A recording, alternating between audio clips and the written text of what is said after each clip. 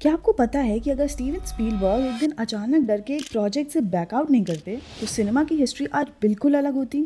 हमें कभी Schindler's list नहीं मिलती और ना ही मिलती वो मास्टरपीस थ्रिलर जिसे देखने के बाद लोगों के रोंगटे खड़े हो गए थे। ये कहानी है हॉलीवुड के सबसे बड़े और खतरनाक डायरेक्टोरियल स्वैप की, और कैसे स्कॉर्सेज़ी ने उस नॉर्मल थ्रिलर को एक ऐसी टेरिफाइंग रियलिटी में बदल दिया जिसे अब 2026 में हेवियर बार्डम दोबारा जिंदा करने वाले हैं। Speak of the devil.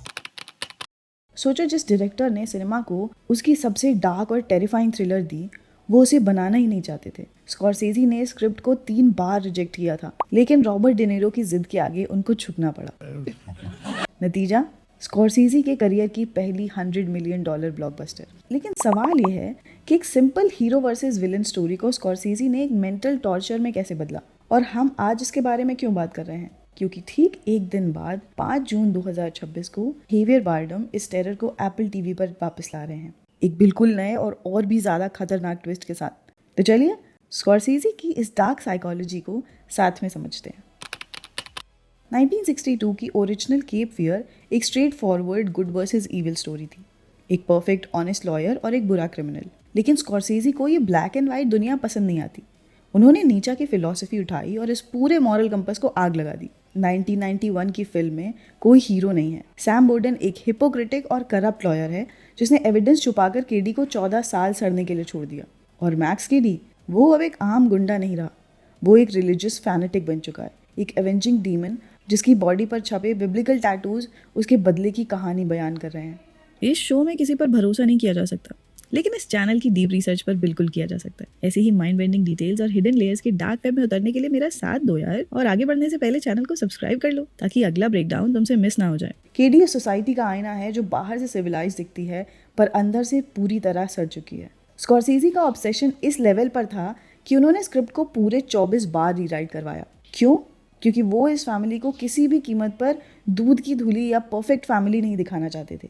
और यही डार्क साइकोलॉजी अब इस नई एप्पल टीवी सीरीज की फाउंडेशन है। लेकिन इस बार ट्विस्ट और बड़ा है। इस सीरीज में बोर्डन कपल दोनों ही लॉयर्स हैं, एक डिफेंस और एक प्रोसिक्यूटर, जिन्होंने ट्रायल के बाद शादी कर ली थी। मैक्स केडी इस बार उन पर डायरेक्टली अटैक नहीं करेगा, वो उनके इस कॉम्प्लेक्स रिश्ते को ही वेपन बनाकर उन्हें एक दूसरे के खिलाफ करेगा। जैसा कि एमी एडम्स ने खुद हिंट किया था कि मैक्स तो बस एक माचिस की तीली है, ये फैमिली अपनी बर्बादी अपने हाथ से लिखती है। और यहीं आती है फिल्म की सबसे डार्क और साइकोलॉजिकल ट्रिक, जिसे अक्सर लोग मिस कर देते हैं। असल में इस कहानी का कोर सस्पेंस किसी का खून होना है ही नहीं। इसका कोर फियर है इमैस्कुलेशन, एक मर्द की हिम्मत को, उसके ईगो को पूरी तरह तोड़ देना।